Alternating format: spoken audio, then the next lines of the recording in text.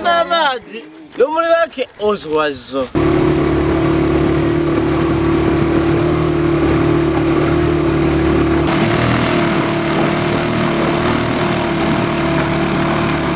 Abakunzi bacu uko mubibona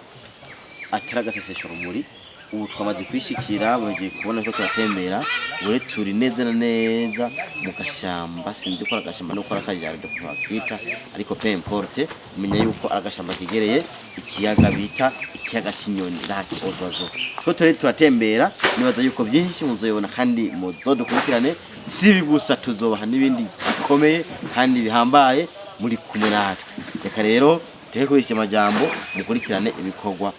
oniva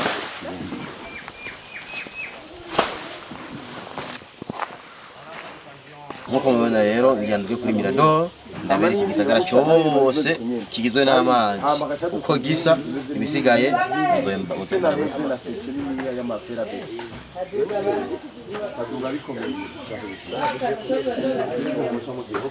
nkuko rero mubibona ndi kuri Mirador hejuru